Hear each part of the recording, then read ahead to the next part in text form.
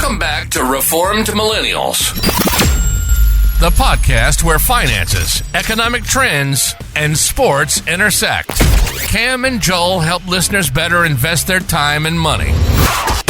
Also, it's important for listeners to understand that investing in equities, fixed income instruments, and/or alternative asset classes involves substantial risk of loss. Any action you may take as a result of the information presented in this podcast is your own responsibility. The information in this podcast is presented as a general educational, informational, and entertainment resource only. While Joel is registered to provide investment advice, this podcast does not provide individualized investment, tax, or insurance advice, nor is it meant as a recommendation to any listener to buy or sell any specific securities or otherwise take any other form of investment action. This is an excerpt of the full legal disclaimer that's available on the landing page of this podcast, which includes whether Cam Pitchers or Joel Shackleton have any ownership or interest in the specific securities discussed in this podcast.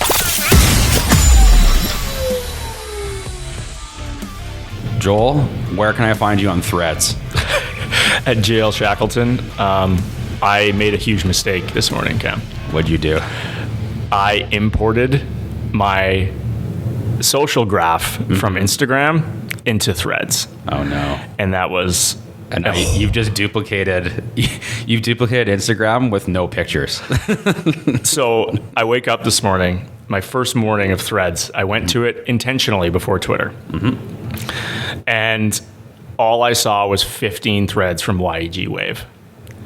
Which is, if you are listening to this and not from Edmonton, they are sort of the TMZ of Edmonton. Yeah, that's good. That's actually a really good way of describing them. Yeah. Yeah. So that wasn't good. All I saw was bad things happening. First of all, props to YEG Wave for building this crazy viral, local viral brand. Good for them. Mm-hmm. But get out of my threads. Get out of my threads. Every thread. So what's I think for those, I had mentioned it in the group chat yesterday, like our personal group chat about who has joined it, who's downloaded it. I had been reading about it kind of during the day, didn't get a chance to download it until kind of the evening, and then I was playing around with it. And so unlike you, I did not import my Instagram for my social graph into it. You're high IQ. Yeah. Smart. Well, I just went, I was like, I want to see what it looks like. Because this is supposed to be all kind of curated content, kind of maybe a little similar to what Instagram has turned into in terms of your feed, and as well as like YouTube, for example, in terms of your maybe video scroll kind of thing. So like, what am I going to see in there? And I just wanted to, so it's a bit of a jumbled mess for sure, because there is no, like, the algorithm probably didn't have my initial feed to say, oh, well, I know he likes all these people and follows these people, etc. But I did already see like there's a lot of sports, a lot of betting, like sports betting stuff, because I follow all that kind of thing on various platforms on my phone. So they're obviously grabbing some stuff to figure out what they're starting to curate it pretty quickly. But it was, I don't know how to feel yet. Obviously, I think this is something that it's brand new. We wanted to bring it up today because it is new and everyone's talking about it, and it's going to be the rival to Twitter. And people are saying, well, how is this going to be different than like Mastodon was, however many months ago that was, creates a huge stir immediately, and then everyone just reverts back to Twitter. I think this is a different battle that they're going to be going through here in terms of the backing of the resources behind Threads. So I had a thread this morning that commented on Mark Zuckerberg's first tweet in 11 and a half years. And it was the Spider-Man pointing at the other Spider-Man. And that was it. That was it. And I think the one thing that I have noticed in myself, and this might be me pumping my own tires a little bit, I'm have been super right in the past about social media trends. Okay. I went back and read our TikTok episode, and I effectively mentioned that TikTok is going to be enormous. This was it hadn't even hit 20 million users yet. Mm-hmm. And I was using it. It was fairly obvious that it was going to get big. I'm really good on this, and I'm going to be a TikTok star. Well, no, so here's my issue. I've never been interesting enough, funny enough, or quick enough to be someone who can build a following on social media. Okay. But I certainly can identify when it's going to work, especially at least lately. So what I'm trying to get at here is that I've also been a follower of Facebook for a very long period of time. I rejected it. I went and looked when I started my Facebook account. It was not early. I didn't want. I was pushing back against it back in high school when everyone was joining. Yep. However, in this case, if you're somebody who is trying to build a social following, it is always best to be early, because there's this thing called the waterfall of new followers. And the social media company specifically pushes people to follow you to increase engagement. And if you're early, you have a better chance than if you come in the middle or at the end. So yeah, I think Zac Efron had one yesterday, and he's like, "This is the first time I've ever joined something on day one," because I think he was famously like 4 years late on Instagram or something like that, or 6 years late or something like that. Interestingly, when you look at Twitter and the most largest followings on Twitter, it's the Ashton Kutchers of the world, and they don't even tweet. For sure. And it's because of how Facebook, they were early to Twitter, and then Twitter, when you joined, asked you if you wanted to follow these people. That same thing's going to happen with Instagram. It's not going to be the same dynamic where if Threads. you're a good creator, with Threads. Where Threads presented by Instagram, I think is what it's called. Yeah. Notice how they use their still supported brand rather than a Facebook property or anyway. For sure. So what I'm trying to say is that with the way in which engagement, the way in which the addiction occurs with Threads versus what worked with TikTok is going to be different. And I'm not here trying to pitch a strategy for anybody, but what I would say is that it's going to feel similar to Twitter. I'm guessing it'll be nicer with regards to how people act on the app itself. I think that is proven just by having a mute and a hide everyone or block people from commenting option that has been long not available on Twitter. I mean, I think just recently they got it. There's going to be a push for encryption, a push for privacy, a push for kindness here. And so it's going to have a different look and feel. However, Zuck has been amazing at throwing his weight behind products that he feels are going to be influential in the future. And his hit rate is pretty high. Now, he's similar to Apple where he comes later. He purchased Instagram. Facebook was his obvious win. And then since then, he has... How can I make this better? Exactly. And then also, he integrates these things into his family of apps in a way in which is, I mean, for lack of a better word, pretty elegant. I mean, adding stories to the top of Instagram, most people felt that it was annoying because it took up part of their top of their feed. I don't even scroll down on my app anymore. All I do is watch stories. He destroyed Snapchat with that. What is he going to do with Threads? I'm not calling it this is the end of Twitter. I absolutely don't believe that to be the case, because Twitter has its place in politics. And I don't believe that that's going away. I don't feel as though Threads and its integration with Instagram is going to have this profound impact on politics. I think politics is dirty, always has been, likely always will be. It's not going to be cleaned up because Mark Zuckerberg has decided to throw his 2 billion person platform behind a new messaging or text-focused app. But what I do think is that this is going to be a new platform for kindness that is focused on the written word, and I'm guessing it'll integrate voice. So I'm thinking podcasts, those sorts of things. And this will be just a new place for those that never felt comfortable on Twitter. They're now able to integrate their social graph from Instagram, feel as though that there's now this new engagement that maybe Facebook wasn't working anymore. Right. And now if you're a millennial or Gen Zer who has a large Instagram following, you can import that into your Thread account. You have those people you're comfortable with, and then you can now build this newer, fresher social graph that could really start to benefit. So I'm obviously optimistic about this. I'm talking my book a little bit here, not investment advice, by the way. But I do believe that there is something to be said for his strategy here. And I want people to think about it in their brains. If you're a Twitter first person, you're assuming my social graph on Twitter is the complete opposite or has no overlap with Instagram. And I agree with that. But again, Twitter has 300 daily active users? Maybe. It's probably 300 million, sorry. It's probably 200 million, maybe 180. They're breaking records all the time. Oh, yeah. Elon, so. They're breaking a lot of things. I'm not sure it's records. Instagram is well over 1 billion. So there's not a lot of overlap there. And I believe that this is a interesting opportunity to get more people into a more written social world, which could be healthy. Could be, yeah, for sure. I think the fact that it's so brand new and there's going to be so many updates and fixes and et cetera in the next 6 months, I'm sure. So it'll probably be way more interesting for us to talk about this, like both of us using both apps in the next 6 months and saying, okay, this is how my information churn has changed. Because that's what I think, like a lot of people that are our age, what we have used Twitter for originally was, who knows what we were using it for, to be honest with you. We were talking to each other on Twitter when I first joined in university.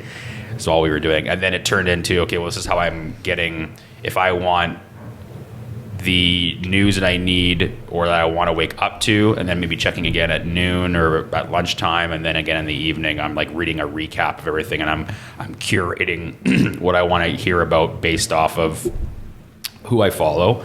And then I think they did make some good inroads actually with the For You tab in terms of curating other content that you might be interested in. I have actually found myself using that.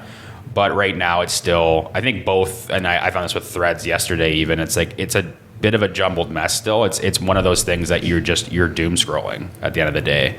And I think if you're not conscious of that, then you're like, hey, this is great entertainment. I'm just following a bunch of people that are putting out stuff that I want to read about or stuff that I want to engage with. I don't even know if, like, I would be interested to know about engagement. Like, and that's what they're obviously going, I think it's micro blogging. Is that what they're kind of terming it as in Threads?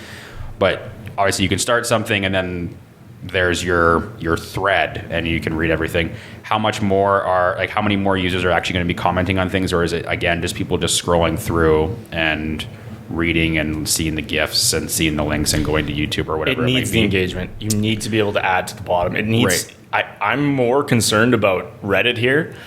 Yeah, it's because it is more of that than it is anything else. Hilariously, this is so perfectly timed because Reddit has had a revolt of late because of the API blocking. Same thing happened to Twitter, and the most recent, and you fell victim to this on July 1st. I did, yeah.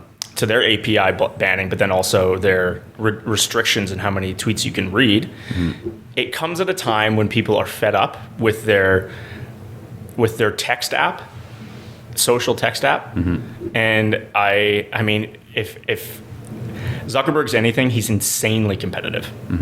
And I don't think it's a good idea for a lot of people to bet against him in many cases. And this here is just another example of him being just so darn good at pretty resilient and striking at the right time. Yeah. I think it will be obviously settled in the octagon between Elon and who do you got? I think big man Elon or Zuck. I just feel like if Elon gets on top of him, he might never get up because he's like sneaky big. You don't really like notice that, but like not in terms of like in shape. But I think he's not in shape. But he's a big man. But I would think I might have to, if in true, I guess MMA style, I think Zuck has to have it. He's got the history, so that's what I think. I think they're going to build this up for 6 months, and then then Elon will say, "If I lose this match, Twitter is gone," and that will be the pay-per-view event of the season. But, okay, so Elon Musk is 6'1" and a half. Okay, pretty big. Yeah. Zuck's only 5'7", apparently. I'm not saying it would not be a mismatch, but with the training that he has, you never know. With all that being said, I'm 6'3". Floyd Mayweather's 5'6". No chance. I know who I'm taking. Yeah. Not me. That's for sure. So I'm taking Zuck in that one. Training over size almost always, unless that person's also trained, in which case I might go size. And Elon is not trained. And he can't even crush Zuck with his wallet because Zuck's is pretty big. Yep, and that same rationale you just gave might be the same thing that ends up being the deciding factor between Twitter and Threads too. And interestingly, that's where Twitter doesn't have the full focus of Elon Musk. For sure it does, and it shouldn't, really, realistically. And Mark Zuckerberg operates social media platforms every day, all day. And quite frankly, he's navigated what I would say is almost 3 new regimes through social media over the last, call it 15, 16 years. And he's remained dominant. For sure. Whether it be the Instagram acquisition, the WhatsApp acquisition, which is just finally starting to show fruit. He's been able to defend against YouTube. He's been able to defend against TikTok, which was, most people last year said Facebook was over.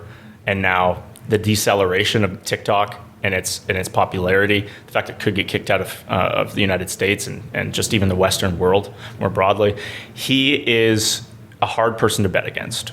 And maybe that's the time to sell high, but nonetheless, interesting. Yeah, check it out. I would say it would be worth people's time just to see if you like it. Obviously, I mean, a lot of people have shied away from Twitter because of the vitriol that is normally attached with anyone. If you follow more than 200 people, now what's coming through your feed is you have to sift through a lot to really get through what you would deem as useful. I have lists. Yeah, lists is good. We don't need to get into maybe the everything, but I think it will be a good case to, again, I say this all the time in the pod, but I mean, we are dealing with a lot of subjects here on a weekly basis that are things where it's okay, it's a hot topic in, week 23 of the year, and it really needs to be revisited in, another 20 weeks. And this would be an example of this, because I think it's going to be very interesting to see the initial uptick, and then now people are going to be, every meme that you will see on socials right now will be the Twitter bird being in flames and Threads looking at whatever it might be. It's okay, well, Threads is the new thing. Well, people are going to start complaining, and people have already started complaining about what Threads is on day one, because obviously no one has patience to see something actually develop into something they might use. But what does this look like in 3 months? I think it's going to be very interesting. I mean, we obviously have a sports bend in terms of our mind and how that works. That's one thing that Twitter, live tweeting sports, live following along with people that you like while watching sports together. That's one thing that's been a big part of at least how I use the app, and I think how a lot of people use the app is following these live things.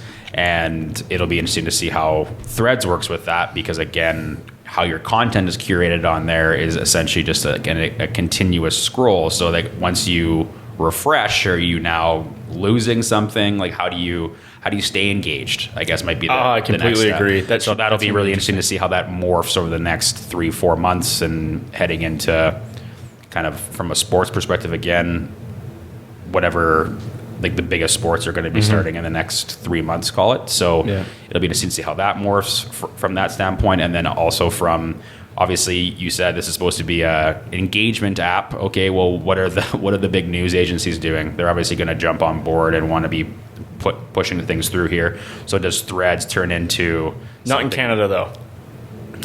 Not in Canada. That's right. Not allowed. We're unless you pay our glorious media companies, you're not going to be on social media. Not going to be on social media. Nope. That's right. What a good decision. Yeah, we were already behind the 8 ball. Just put us further behind it. I think it will be interesting to see how they use it, and then what people's reactions will be. It's well, I didn't come here to see this stuff, and now I'm seeing it again. Is that what I want to be engaged with, etc.? So again, we're one day into this experiment, but I think it's definitely worth. It's as you pointed out, really easy to sign up, especially if you already have an Instagram account, obviously, and to get immediate content that you would likely find interesting. So So let's move into a market update. Have you been paying attention? The first half of the year's over. Yeah, it's Q3. I'm usually pretty interested in June 30th with my job, so I have been noticing that half the year's over. But wild. So first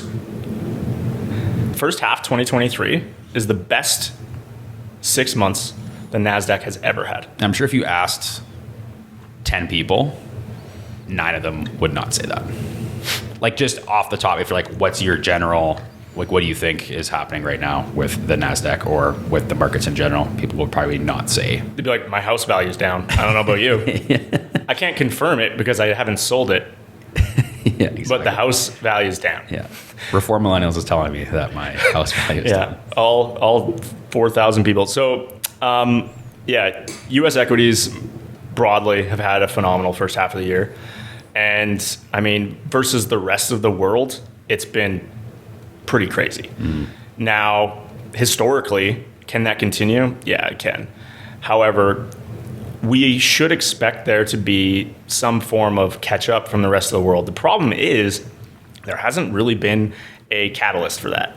Whether or not we start to see more significant quantitative easing out of China, whether or not Europe can get its inflation problem under control. And its unrest problem. Yeah, there's some major issues there. And I don't really want to dive into what's happening in France because, quite frankly, I haven't read enough about it and I don't quite understand. No, it's just, I mean, obviously it's been in the news and very shocking Certainly. to see some of the images and videos and whatnot. But I think the way to sum it up is that there's a lot of volatility right now. 100%. And to your point, I think that's also been spurred by the lack of economic recovery that we've seen in some of the biggest, like in the Frances and the UK, for like they've been dealing with some of the issues that we would have been identifying and talking about 18 months ago. And although for sure inflation is still a discussion point, we're talking about interest rates still in North America. It's, if you were to mirror that conversation overseas, we would be in a much different position. I don't know if this is a fact, and this is just me kind of thinking about things historically. Is there anything more or better correlated with inflation than political unrest in Europe specifically? Just look back to between the Great War, World War I, and World War II, who got in power and why. And apparently at some point they were seeing something to the tune of 30% daily inflation on goods in Germany between 1920 and 1930. It is a problem. Civil unrest or the if you want, happiness scale. If you want to talk about that, people are unhappy. People to start reaching out to or start identifying with more extreme thoughts. 100%. And things tend to spiral from there. So completely agree. So I don't know. I'm going to continue on with what I was suggesting. What's happening here? Yeah. So Wall Street analysts are raising their estimates. We are fairly firmly in the definition of a bull market again. JC Peretz made this call back in September last year, and my goodness, was he right.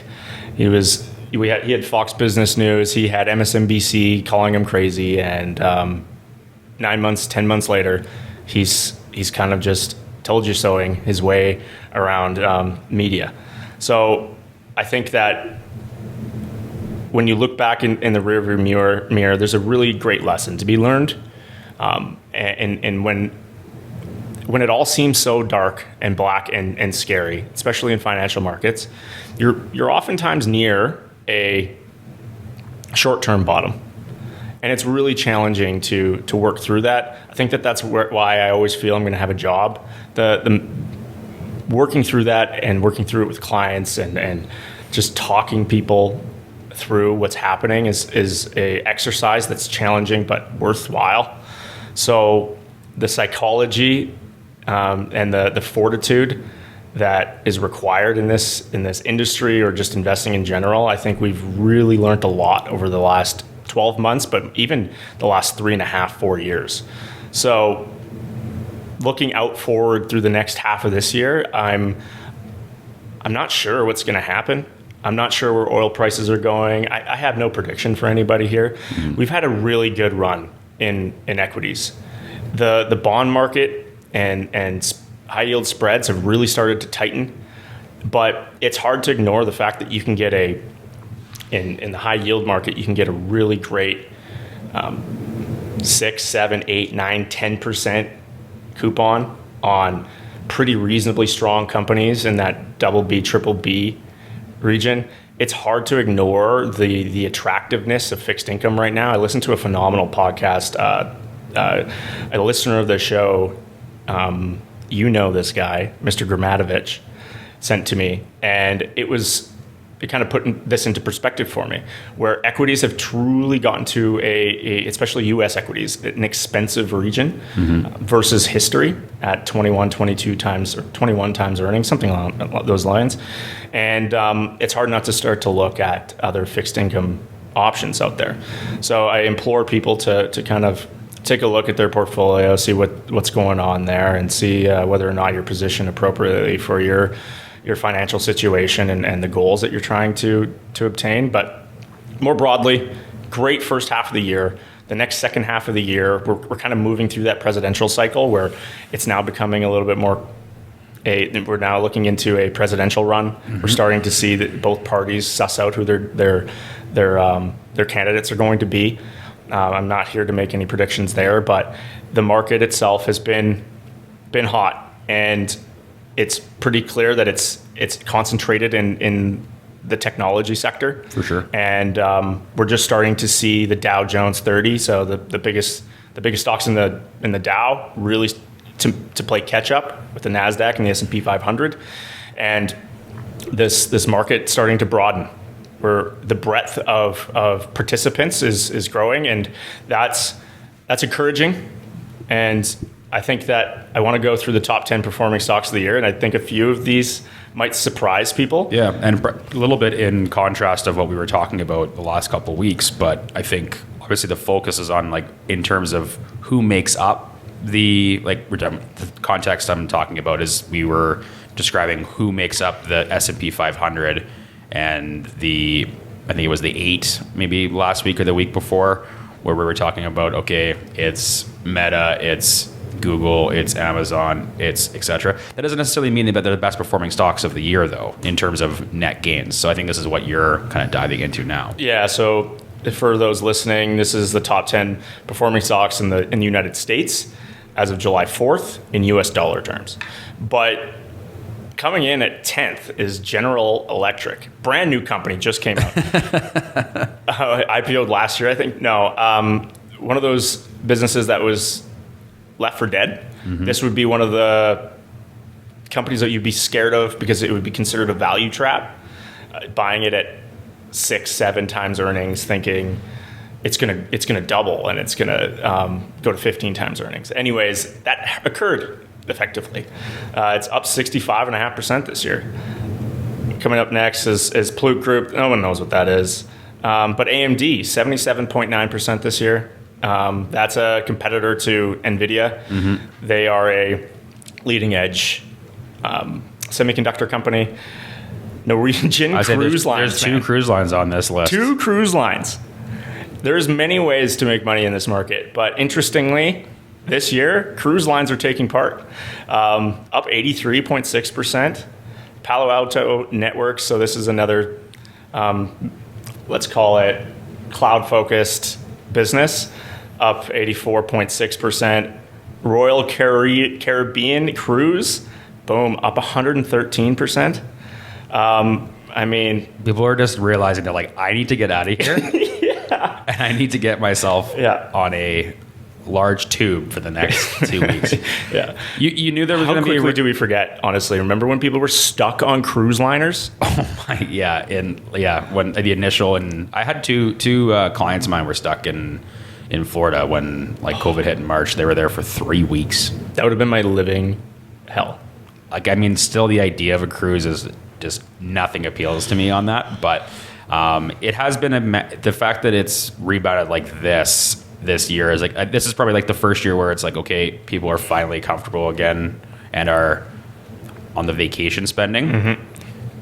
It's too expensive to fly to Europe now and get a hotels, and it's okay, well, this all-in package in Norwegian Cruise Lines is actually a way better deal. Yes, half the price of my flights to Europe, so exactly, deal. Yeah. But interestingly, personally, we canceled our flight to Tokyo and our trip to Tokyo.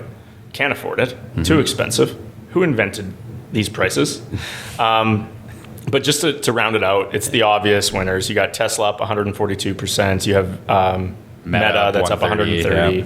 And then you have NVIDIA, the king, up 195.5%. Just a phenomenal year.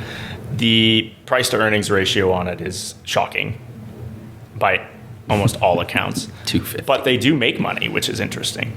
I just kind of wanted to go through that to give people an understanding that it's not always the leading edge tech that takes the cake. There is opportunity and value sometimes. It's insanely hard to pick because even after a 65.5% run, General Electric versus the S&P 500 has way underperformed. We talked about that last year or last episode. Yeah.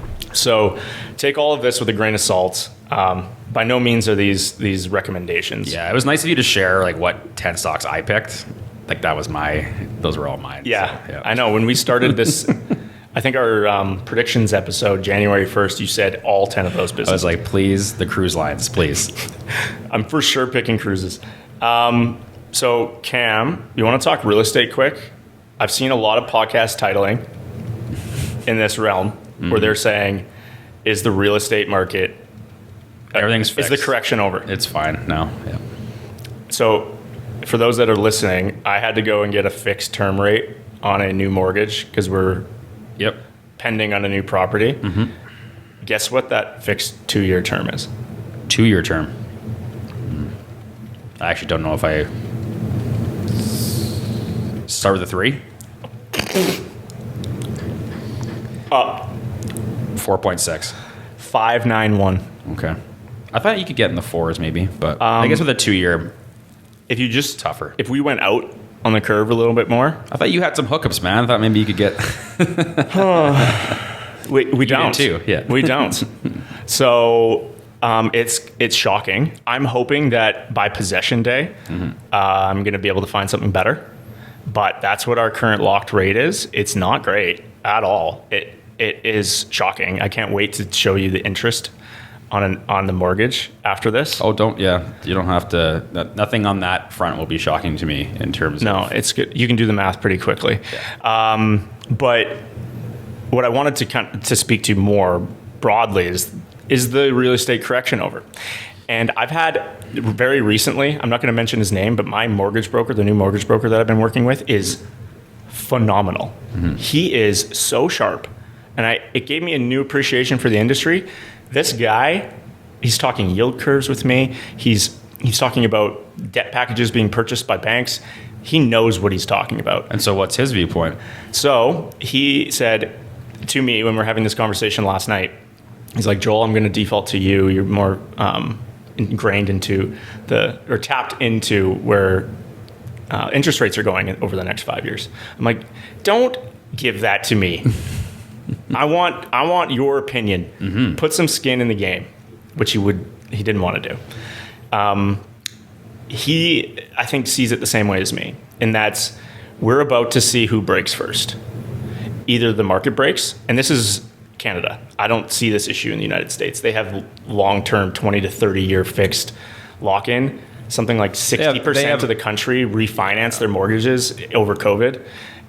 They have other issues with their market, which we've talked about like before, like the regionalism of certain issues with their housing. Like they have certain issues that are the same here, like we've talked about, like undersupply of housing and affordable housing in certain areas. Absolutely. And like the rent control issues they have in certain like big cities, etc. We're not going to talk about that today, but like I think the issues in Canada are maybe a bit more pointed, and we obviously have a lot smaller population. And what we're talking about in the context of, I would assume this conversation, it's mostly in the major centers. We're not talking about buying a home in St. Paul. If you have a listener from St. Paul, we love you. Thank you for listening. But in the context of this conversation, it's more focused to the Edmonton, the Calgarys, the Ottawas, Torontos, Vancouvers, Montreals, like that.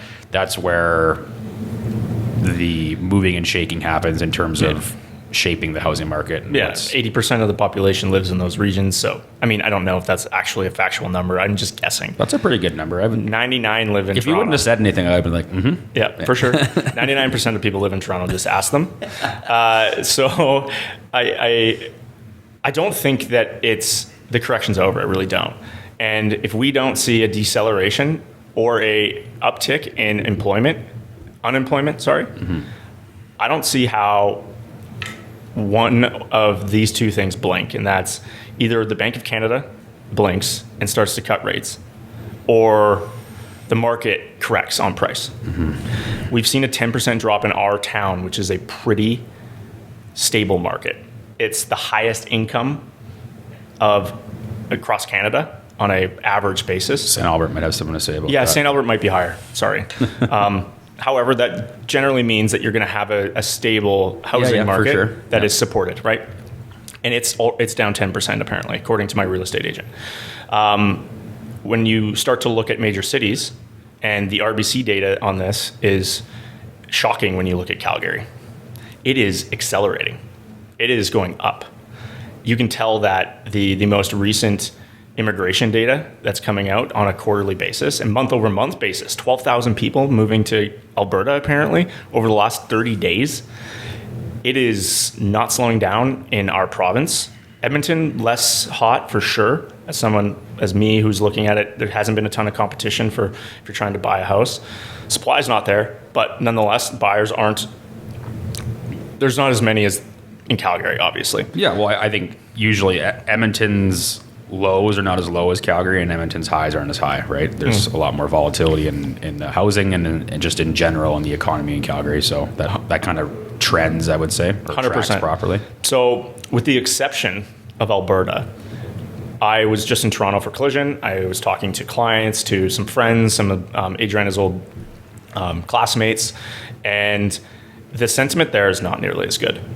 People are in what seems to me a somewhat of a crisis, dealing with variable mortgages, dealing with terms that are extended past what is reasonable, past where their retirement likely will be.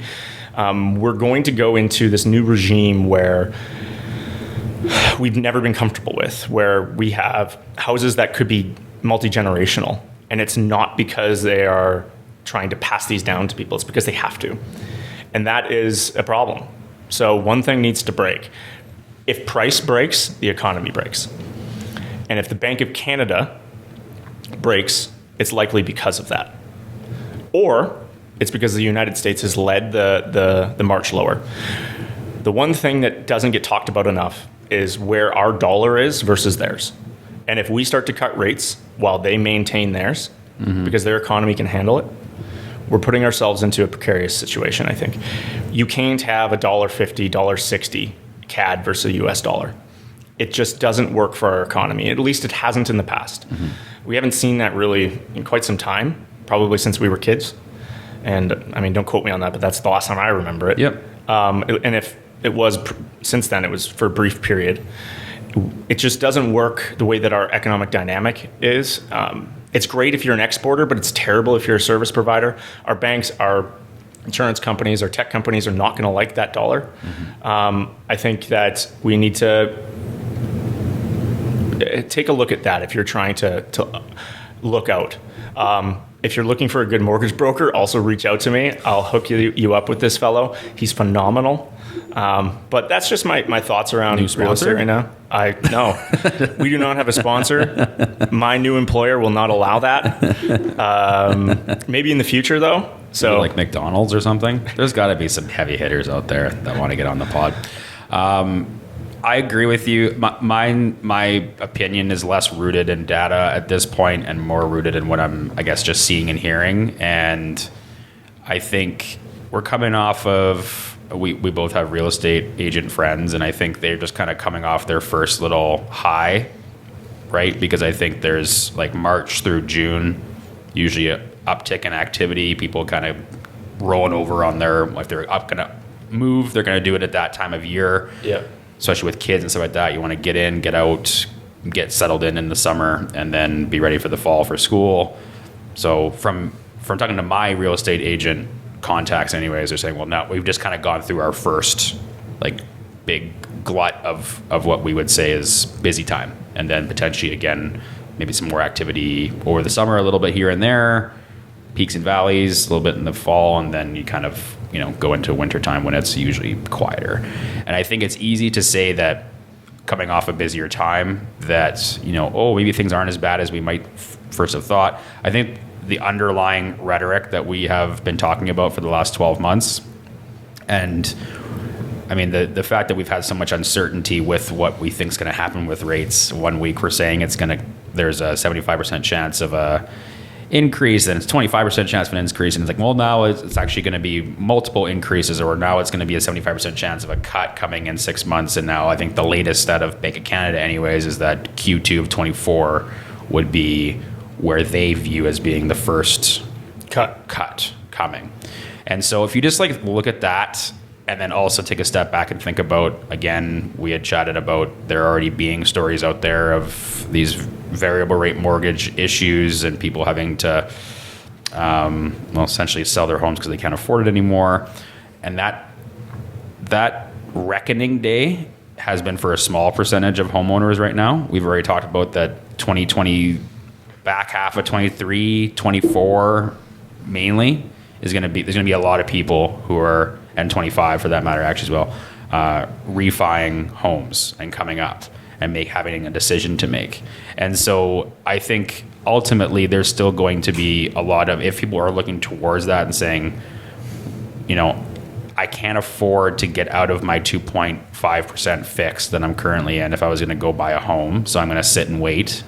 And because there's such a large portion of the population that would be, I would say, currently financed under that regime, I think it's just going to be very stagnant. I think there's obviously going to be pockets of success still, and there's always going to be, areas of Edmonton, areas of Calgary, areas of Toronto that spur sales and purchases because of one thing or the other, like some kind of larger economic driver that's maybe happening in a specific area of these cities.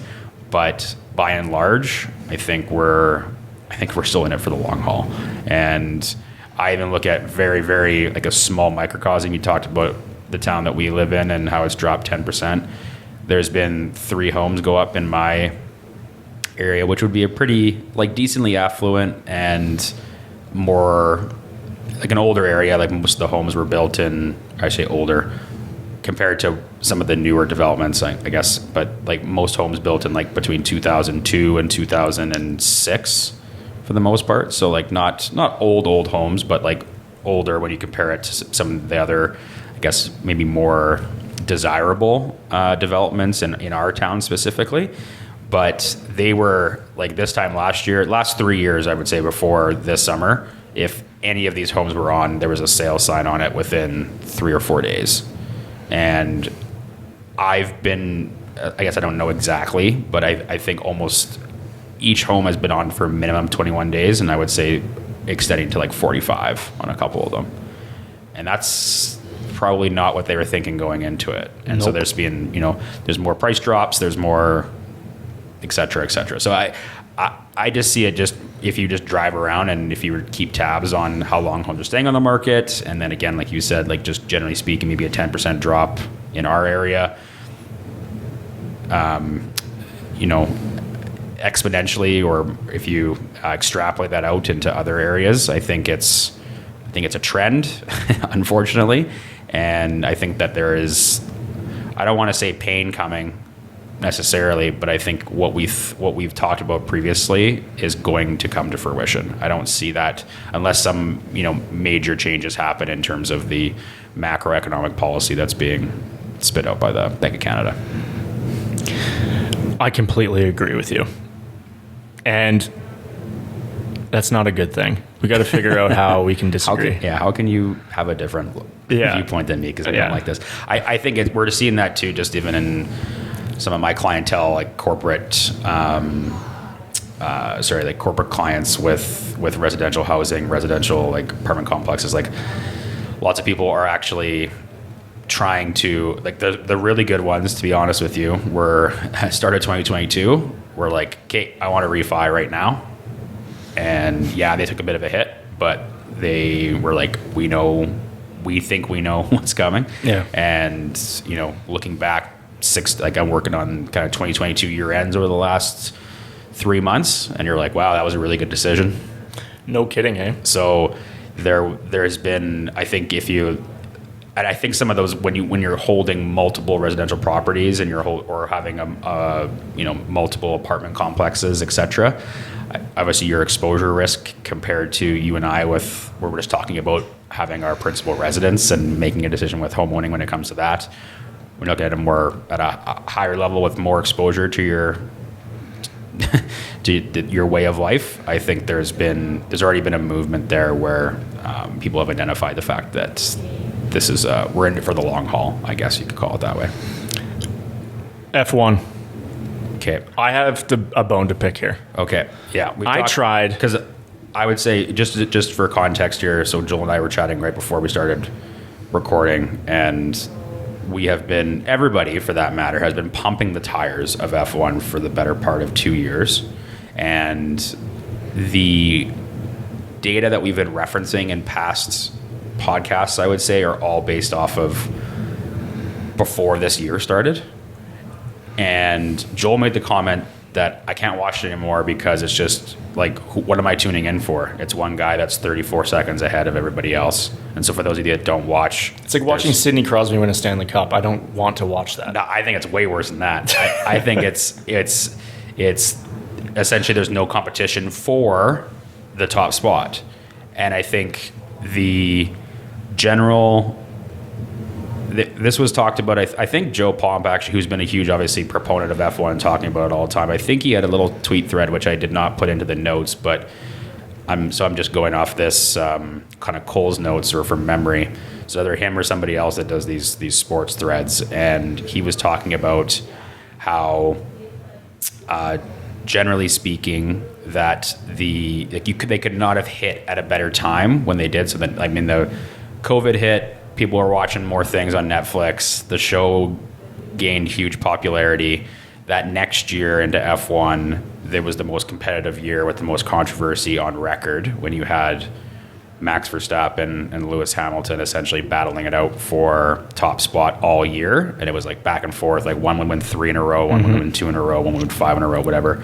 It comes down to the last race, ends in huge controversy, goes into the next year. There's all this kind of, I guess, excitement around the next year because of the competition, because of the recent announcements for extended U.S. races, and obviously the popularity in North America is kind of bubbling. And then they found that momentum with obviously like the new car design in the next year and all this stuff. And now it's kind of been kind of a year and a half later, call it, we're about, I think, halfway through this year's season, and they're from the start of last to now, I think Verstappen or Red Bull have won, it's got to be 85% of the races. This year specifically has been absolute domination. There's just essentially you can pick, you know who's on the top of the podium before the race even starts.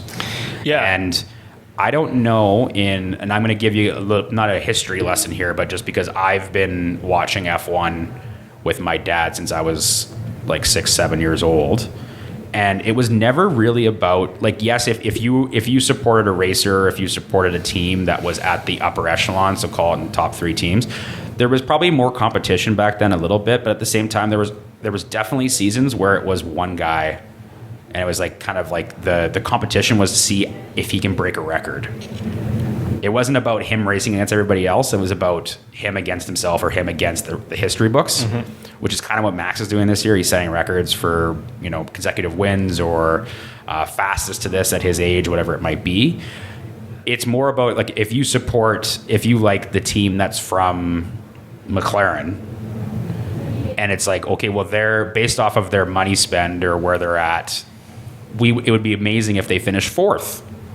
And you're excited for that. And you're excited about someone finishing 4th. But that's not really how North American sports works, in my mind. It's about who's the best, and I want to see the best of the best competing against each other in a competitive match at the very top. That's what draws the eyes. If there's if there's good competition for who finishes 7th place, that's cute, but we don't really care about that. So I'll let you, I know you started it and I kind of took over this, but they've capitalized, I would say, F1 on their their rise to fame in North America, and they've now established the Miami race. In addition, they always had the Texas race, and now they have the Miami race, which has been around for a couple of years, and then Vegas is about to happen the next few months. I think it's in the fall, actually, maybe when Vegas runs. But they've added these three races, and that's great. I don't know. Like, I'm going to be very interested to see after this season is over, and obviously what information gets released. I'm not sure what F1 would or would not release on this, but in terms of their viewership with races in North America, I'll be very interested, because I've heard the same sentiment from multiple people, like lots of younger people in the age range of like 23 to 27 at my office. Very gung-ho about it 2 years ago, started doing fantasy F1, all these other things. And now we're at an event and we're talking, and I'm like, oh, what do you think of the year so far? And they're like, it's kind of boring, to be honest. Like, I'm a Verstappen fan, but it's like I tune in and there's nothing. There's just him at pole. He's a second faster than everyone per lap. Which speaks to you do have to think about him talking in the Does Perez suck, or is the car that good? Well, that's the thing. So it's his teammate is not as fast, which is some of it is still the cars are not the same, because they can do different upgrades. Sure. Obviously, talent level is one thing I was going to talk about. You do have to also appreciate the fact that maybe he's that good of a driver. Lewis Hamilton is now on the kind of back end of his career, but he was that dominant. He was that much better than other people as well, and in that much better of a car for a lot of years.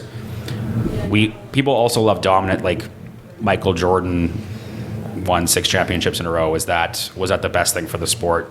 I would argue yes. They were never more popular. LeBron James and Steph, we talked about in the NBA, LeBron and Steph going at it against each other. You knew what was going to happen before the end of the year. But in all of those things, it's always that person against somebody else. Whereas in this, it's truly he is racing against, and there's probably going to be, maybe the other teams will catch up a little bit in the back end here. He's racing against the history books. But he's racing against the history books, and it's not as compelling unless you are truly invested. If you are a Fairweather fan. That's me. And that's a lot of people. It's I want to tune in to see a great race, and I want to see passing, I want to see bumping, I want to see whatever it might be.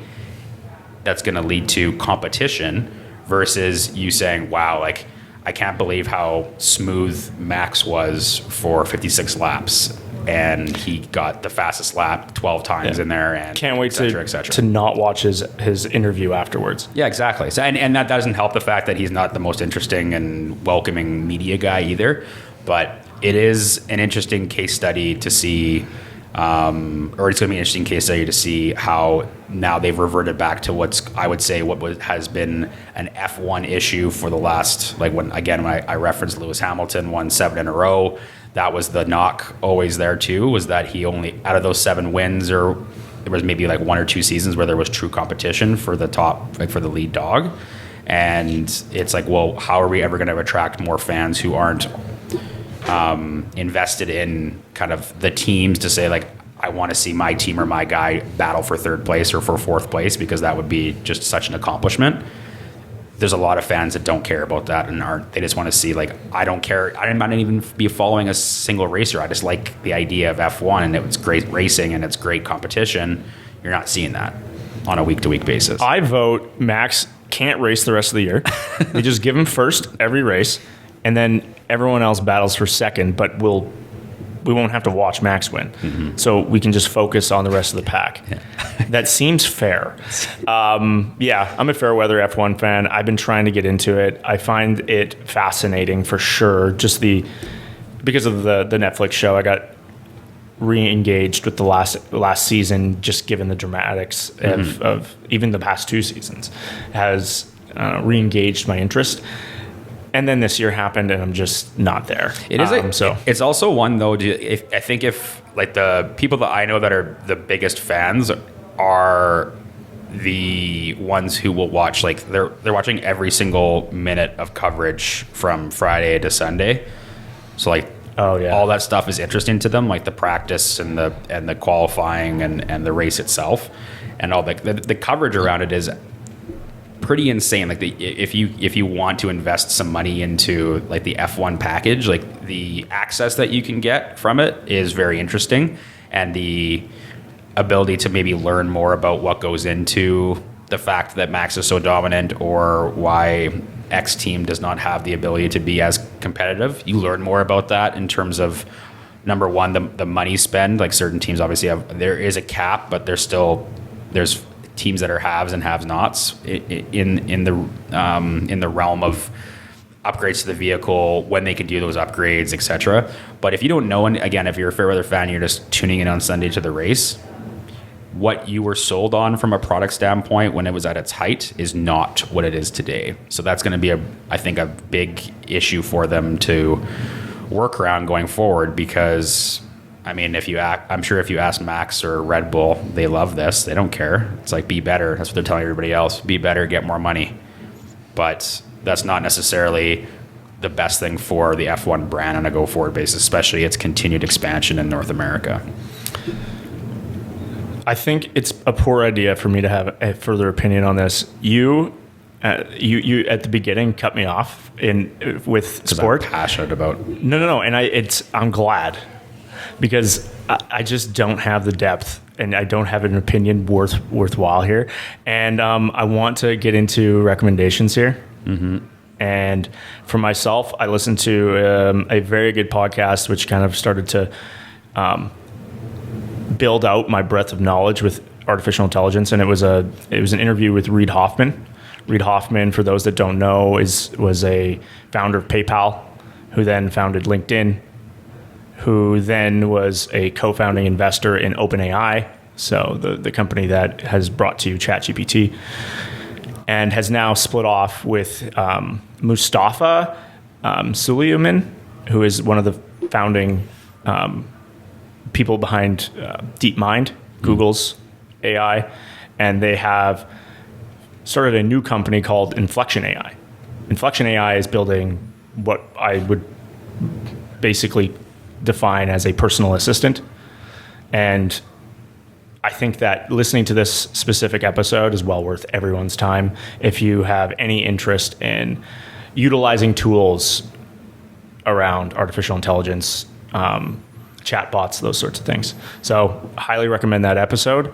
We'll avoid the F1 race that's coming up. Yeah, it's a big one this weekend, Silverstone. So I think, on just as a comment on your recommendation, I think these are the kind of things that like I'm interested in. I think people need to be interested in, is hearing it from the folks who have developed this stuff and been involved in this stuff, to kind of sift through, how does this make my life better? How can I apply this to my life?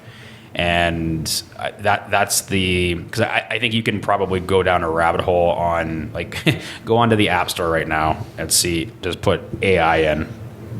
The amount, like you said before, like I think, I can't remember the numbers you talked about, but the number of companies that have spurred out in the AI space, either from a language model or a personal assistant, whatever it might be, in the last 6 to 9 months is really overwhelming. So you need to find media like this in order to gain an understanding of where it's like, how does this apply to the accountant, or how does this apply to... You need a filter on the waterfall of stuff. It's literally putting your mouth around a fire hose right now. And it's just not a good idea. And it's one of my two skills I have, apparently. Mm-hmm. I'm a good filter of information, I feel, and also pretty darn good at predicting where social media trends are going. And that's literally about it. Right. Neither of those things are that impressive. So someone else needs to tell me about the rest of the stuff. Yeah, exactly. I don't really have much for... I've been sleeping for 3 days. Getting caught up on sleep. But I have... I'll just throw an entertainment one in there. I watched I think it's a 5-episode docu-series on the American Gladiators, which was just a huge nostalgic piece, right? Is Mike O'Hearn in it? He's not in the doc, no. Like, I mean, I know he was in it. They talk about obviously the creation of it. So 89 was... I didn't actually realize this. So 1989 was the first year, I think, of it. And then it goes to 1995, I think, was the full gambit. And I won't get into all of it, but it was just very interesting to...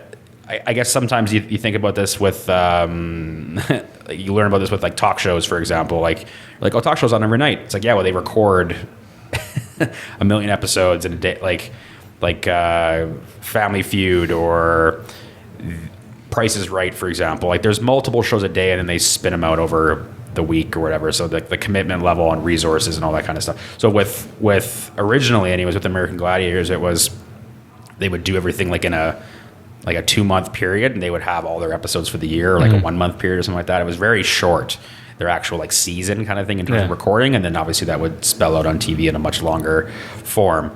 But they talk about the original creation and finding the gladiators, and then just how like those, I think it was like original 6 or 8 of them, how like close they were realistically, like how they were, like just hearing them, like you're listening to them, you're like, okay, this seems a little dramatic or whatever, but just the way that they were connected and saw each other as like teammates almost kind of thing. And then how it all kind of fell apart basically after season 3, and they did like this they did a 120 city tour like on a bus. I didn't even know any of this stuff happened, and they just go through kind of the rigmarole of the, I guess, the life cycle of that show, and how certain decisions were made at certain points that like really derailed it. But the result, and it's also a story of a lot of bad business deals that were made by the gladiators themselves, like essentially like signing contracts in perpetuity for very low pay. Like, cause like, I mean, not that they were preying on people, but I mean, like these gladiators were, I wouldn't say failed athletes, but they were athletes that did not make it to the top, or their bodybuilders did not make it to the top. So then they're in Hollywood trying to make it, and they're presented with this opportunity, and they're like, yeah, this is great, I'm getting paid to do something. And then it blows up, and then it's one of those stories, like they didn't have a piece of merchandising, they didn't have a piece of this, they didn't have a piece of that. And so there was no collective bargaining on their on their behalf. Yeah. And so it was pretty interesting. A little bit, I think it's actually even in the title, it's like an unauthorized docuseries, so it's always only really from the viewpoint of the some of the creators, and then the athletes themselves, or the gladiators themselves. And so it was worth, I think they're like 30-40 minutes an episode kind of thing, so kind of quick hitters. But again, a piece of nostalgia for us 90s kids, because I remember for sure watching, I guess I wouldn't have watched much of it live because I would have only been 6-7 years old, but those were on repeat. Like that was a syndicated show that was on repeat for forever, and I used to remember watching all that stuff with my parents, and it was always again, a piece of nostalgia that I think 90s kids, us millennials, kind of reflect with. So that was good. I think just as my last comment on that, I'm definitely going to watch that. However, they would have all done very well to have rolled their modest salary into the WWE, or the WWF, World Wrestling Foundation. Founded in 1980. Obviously, Vince McMahon has done a very good job there. But if they would have done that... Well, they talked about that. They do talk about some of that stuff and the opportunities that came up and that were rejected at the time. So, yeah, it's worth a watch, I would say. It's, again, like you're not talking about the creme de la creme in terms of production value with everything. But you are getting kind of raw... feedback from some of these folks, and you're like, okay, like if I was in that position, I could see how you make this deal. So, and to see how and to see the downfall of it too was interesting. I know it had a revival there for like maybe a year. I think last year, the year before, they reintroduced it, but is one of those things that could have been what could have been. Is one of those. It's one of those stories. Yeah, 100%. Let's leave it there. I'll see you between Monday and Friday next week. Sounds great.